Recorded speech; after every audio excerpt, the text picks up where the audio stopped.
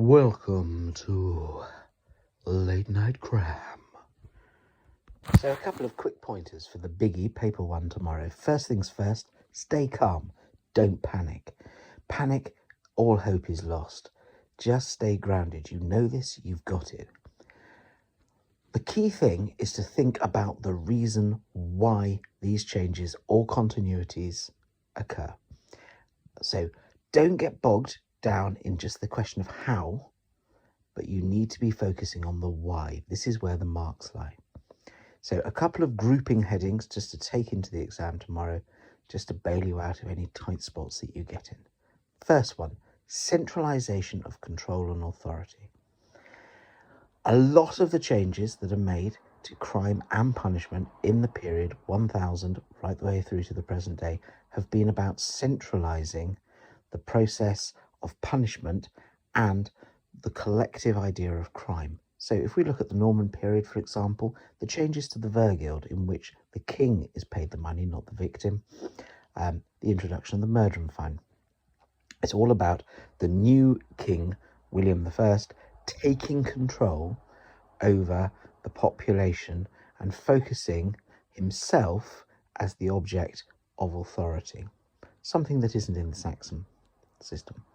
Another example would be the Waltham Black Act, where, for example, poaching and the blacking up is punishable by heavier sentences. Again, it's about centralising that control. Introduction of the Metropolitan Police Act, again, puts the local policing of London under the direct control of the Home Secretary. This is a key biggie, and you can use this to get you out of a tight spot. Another one is authorities' fear of rebellion, treason, call it what you will. Examples for this one, obviously the gunpowder plotters, but the way they're punished demonstrates an innate fear within the new government of James I that the country might just be beyond their control. Another one would be the Tolpot martyrs, in the way that they're punished for that collective idea at the time of the French Revolution, and the fears that England might be going the same way. To a certain extent, you could see perhaps crime punishments such as that of Derek Bentley, being that whole idea about reasserting the authority over the questionable ideas of what's going on. Bentley, of course, is a key biggie because the fact is at this moment where you're getting a huge movement against capital punishment. And capital punishment is one of those ways, particularly in the 1950s, that the Home Secretary can assert his authority over crime and punishment. Another one, and the ultimate biggie that will bail you out for anything, is poverty. Poverty is a key driver, not only of crime, but also of punishment. You have, on the one hand, poverty driving crimes because people are desperate and they cannot make ends meet, so they have to turn to crime in order to survive. But this also raises two problems. On the one hand, it becomes a challenge to authority.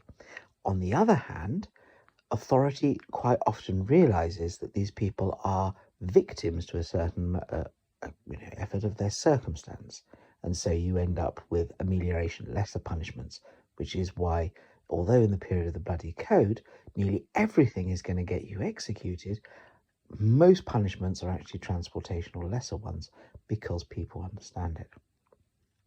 Another one is societal changes. So if we take rape, for example, rape in the Norman period is considered a crime against property. Women are seen as male property. And so restitution for rape is generally to reassert the male prerogatives in terms of damage to honour and also damage to property. As society changes, you start to end up seeing it more treated as a crime against women, however, still with male impact by the time we get to sort of around the reign of Elizabeth I. And it isn't really until we get to the near 2000s that you get the removal of things like rape within marriage being not a crime because society has changed. Another example of changes would be the treatment of things such as homosexuality and abortion, and decriminalisation of both of those in the 1960s-70s period, along with changes in things like the Race Relation Act as society develops. Another key reason for crime is effectively to do with income. So, for example, poaching, it's loss of income to those who own the land, because of course you're effectively stealing their goods. Smuggling, loss of income to the exchequer, the government's tax returns. Stick with those; they should bail you out as a desperation. The other, of course, is religion. Heresy, to a certain extent, is to do with the threat of religion, certainly in the medieval period. Later on, by the time you get to around the reign of Henry and Mary and all these people, and certainly also when this brings in witchcraft, it becomes again a threat against authority, because, as you will know from the Henry, by the time we get to reign of Henry VIII, religion and the state collide together, because the king or the monarch becomes the head of the church in England, and so an attack on the church is, by association, an attack on the monarch themselves. Key things: stay calm, do the big questions first, work your way through, take your time. You've got this. Good luck.